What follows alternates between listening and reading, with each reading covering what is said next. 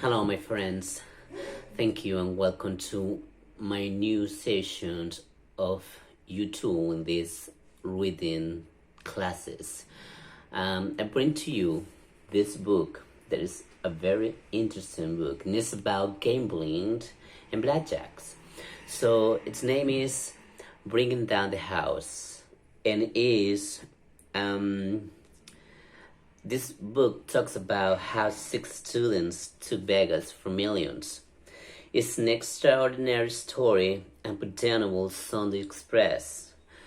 The author of this book is Ben Metzrich. Actually, there was a movie about this book. Very, very interesting. It's composed by 32 chapters, and today I'm going to read to you the chapter number 1. So let me check it out. Here we are. So the chapter number 1 starts this way. It was 10 minutes past 3 in the morning, and Kevin Lewis looked like he was about to pass out. There were 3 empty martinis glasses on the table in front of him, and he was leaning forward on both elbows. His gaze focused on his cards. The dealer was still feigning patience, indifference to the pile of purple chips in front of the martini glasses. But the other players were beginning to get restless.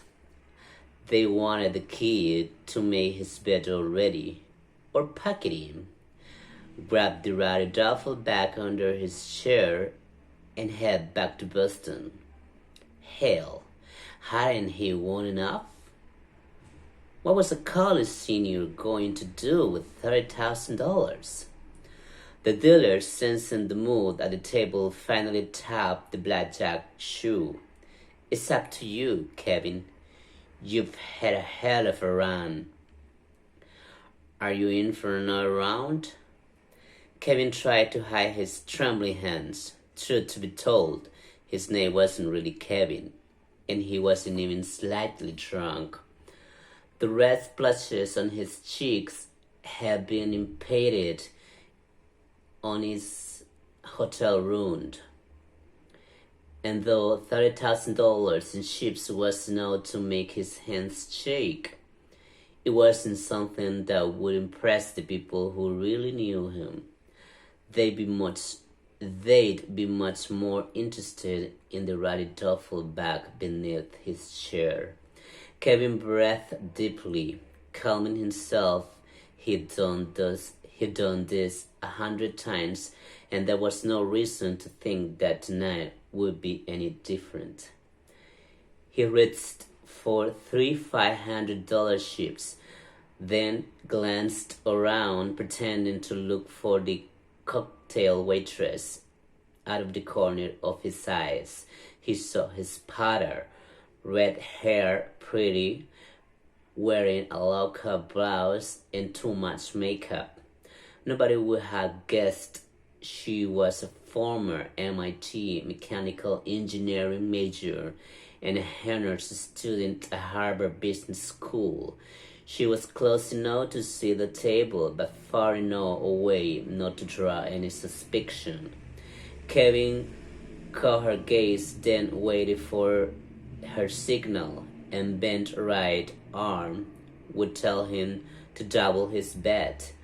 Both arms folded, and he'd put most of his chips into the betting circles. Arms flat at her sides, and he dropped down to the lowest possible bet. But she didn't do any of these things. Instead, she ran her right hand through her hair. Kevin stared at her, making sure he had read her right. Then he quickly started to gather his chips. That is for me, he said to the table, slurring his words. Shouldn't have skipped that last martini. Inside, he was on fire. He glanced at his spotter again. Her hand was still deep in her red hair. Christ! In 6 months, Kevin had never seen a spotter do that before. The signal had nothing to do with the deck, nothing to do with the precise running count that had won him $30,000 in under an hour. A hand in the hair meant only one thing: get out! Get moving now! Kevin slung the duffel bag over his shoulder and jammed the purple chips into his pocket. The dealer was watching him carefully.